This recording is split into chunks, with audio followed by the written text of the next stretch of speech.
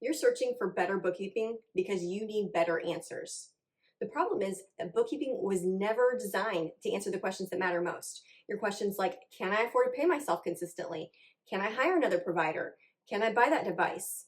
Maybe you've done everything right with your books. You've maybe even hired a real bookkeeper, but you still can't answer those questions that matter most. That's because bookkeeping was never the whole answer. There's a few more pieces to your finances that no one has told you about. I'm Chelsea Zania, a CPA, and I work specifically with medspa, HRT, and other cash-based wellness practices to help them build the financial systems they need to not only run their practices profitably, but to make these major decisions based on data and not just guesswork. I've watched clinicians do everything right with their books and still feel completely lost when it comes to answering the questions that are going to actually help them grow their practices. In this episode, I'm breaking down the 3 financial pieces your practice actually needs and why bookkeeping is only the first one. So I was on a clarity call with a client last week and I asked her what her revenues were and she knew. And then I asked her what her profit was and she didn't know that, which that's very common. So I don't ever want to shame anybody. Even people who have books typically don't know what their profit is. And then I started asking her more questions. I was asking her about the bookkeeping because she was wanting bookkeeping. She thinks bookkeeping's the problem. And I was coming back with, what do you want to take from the bookkeeping? What do you want to get from that bookkeeping? Why do you think you need better bookkeeping? And I was getting vague answers at first. She said this needed to be a legitimate business. She wanted to be more professional. She said she wanted to balance everything at the end of the month. We finally get to the real question, which was, I want to hire another provider and I want to know if it makes sense to do that right now. But here's the deal. Bookkeeping isn't going to answer that question. I want you to think of your bookkeeping like a lab report. It's diagnostic. It tells you your performance. And what it does is it looks at historical information, okay? So we record things, it organizes them, and then it spits out a report for you, and it's like looking at a lab report, and it's diagnostic. We can see how we did here, but it doesn't tell us what we need to do to fix those numbers. Just like if you were doing labs for a patient, the lab isn't going to help them actually do the thing that's going to improve things. It's just giving them the numbers that are off or not optimal, okay? So that's how bookkeeping is. It's just showing you where to dig deeper, okay? So when you're looking at your profit and loss, remember that you are looking at historical data. There is no built-in feature that's going to answer those big questions like, can I afford to hire, or would that look better in 3 months from now? Okay, it's not going to get that specific. That's not a flaw for your bookkeeping. It's just not what bookkeeping was meant to do. But this is why practice owners have books, but they still feel completely confused. The diagnosis is there, but the plan forward is not. Now, if you feel like you're not even getting that good diagnosis, I have developed a bookkeeping cheat sheet specifically for medspa, HRT, and other wellness practices. It's got a chart of accounts that's built for exactly what you do. And the link for that is below if you want your books to actually give you something useful to work with.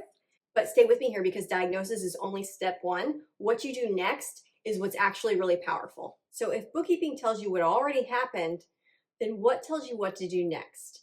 Now, the client I mentioned earlier is definitely not alone. Almost every client that comes to me has something that they want to do.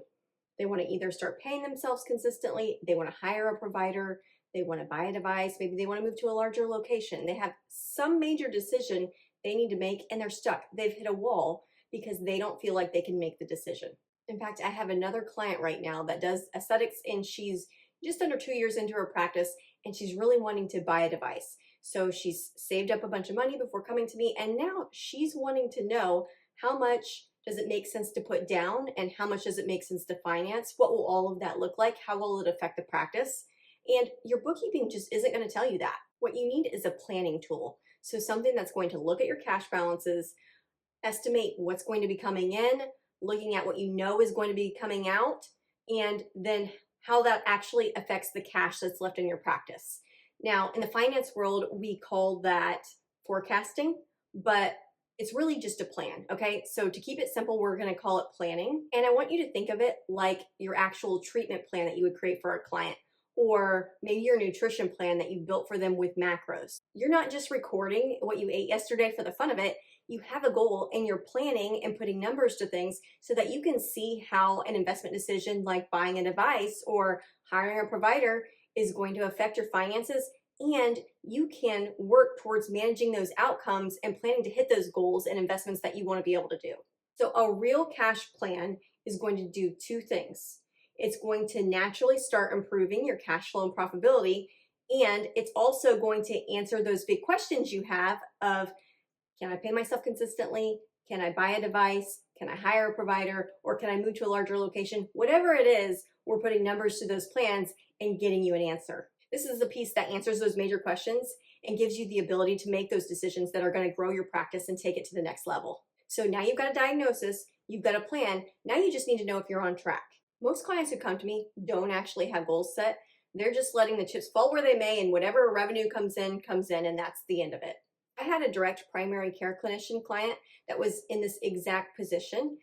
She was about a year and a half into her practice, and she didn't have a goal set for herself. And that's common. Most of you don't have goals set when you come to me.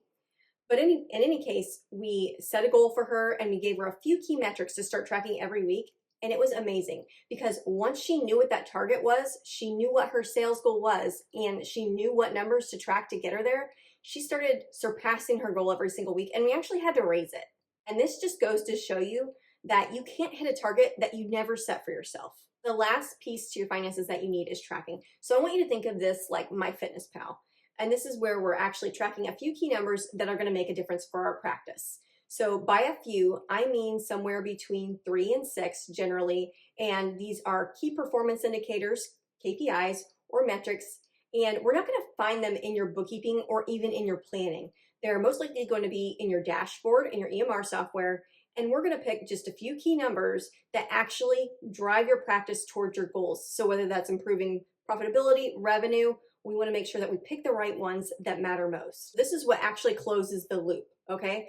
So we're going to diagnose with bookkeeping, then we're going to plan with a forecast, and then we're going to track weekly to stay on track.